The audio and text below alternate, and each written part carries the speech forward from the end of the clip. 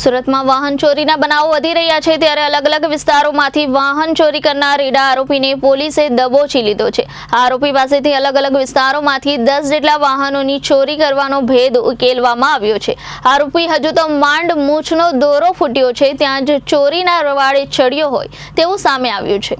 સુરતના ઉત્તરાણ વિસ્તારમાં પોલીસે બાતમીના આધારે બાઇક ચોરીનો માસ્ટર માઇન્ડ 19 વર્ષીય કેયુર તોગડિયાને ઝડપી લીધો છે।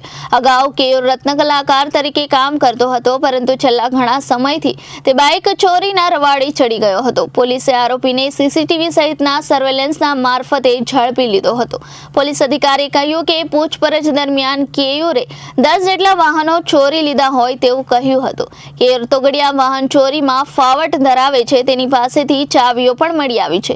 તેણે સરથાણા, વરાછા, અમરોલી, કતારગામ, ઉત્તરાણ સહિતના વિસ્તારોમાંથી બાઇક ચોરી કરી હતી। આરોપીને ઝડપી લઈને તેની પાસેથી 2.30 લાખની મત્તાની બાઇક રિકવર કરી છે। હાલ તેની વધુ પૂછપરછ પોલીસે શરૂ કરી છે।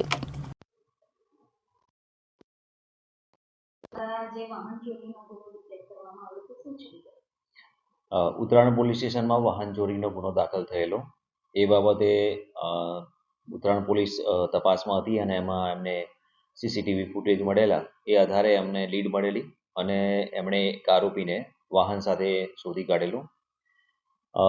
સદર ઇસમ છે એનું નામ છે કેયુર તોગડિયા છે અને પહેલાં હીરા ઘસવાનું કામ કરતો હતો। અત્યારે એની પાસે કોઈ કામગીરી છે નહીં। એની વધુ પૂછપરછમાં એની પાસેથી બીજા 9 બાઇક રિકવર કરવામાં આવેલા છે અને આ રિકવરી દરમિયાન ઉત્તરાણ પોલીસ સ્ટેશનના 2 ગુના, અમરોલી પોલીસ સ્ટેશનના 5 ગુના અને વરાછા, સરથાણા અને કતારગામના એક ગુના છે એની ડિટેક્શન કરવામાં આવેલું છે। ટોટલ જે 10 બાઇક મળ્યા છે એમાંથી 9 બાઇક છે એ સ્પ્લેન્ડર બાઇક છે અને એક બાઇક છે પલ્સર છે અને આ જે ચોરી કરવાની જે એની એમો છે એમાં એની પાસે જે ચાવી હતી અને ચાવીથી જે લોક ખુલી જાય એ વાહનોની એ ચોરી કરતો હતો। 5 વાહનો એણે વેચાણ કરેલા હતા જે રિકવર કરવામાં આવેલા છે। બાકીના 4 વાહન એની પાસેથી મળેલા છે। એક વાહન છે એ ટ્રાફિક શાખામાં ડિટેન હતું તો ત્યાંથી રિકવર કરવામાં આવેલું છે। જી સર, આ આરોપીની ઉંમર કેટલી છે અને એ ક્યાં રહે? સદર આરોપી છે એની ઉંમર 19 વર્ષની છે અને ચાપરાવાટા અમરોલી વિસ્તારમાં રહે છે અને આ બનાવ અનુસંધાને આ બનાવ પહેલાં 2-1 માસ પહેલાં એની વરાછા પોલીસ સ્ટેશનમાં વાહન ચોરીના ગુનામાં અટક કરવામાં આવેલો હતો અને એમાં એની ધરપકડ થયેલી છે। જી, આ આરોપીની સાથે કોઈ ગેંગ છે કે નહીં, આમાં એક જ વ્યક્તિ છે અને પોતે એકલા જ કામ કર્યું છે એવું હાલમાં જણાવેલું છે। બાકી આગળની તપાસ થશે એમાં માહિતી મળશે।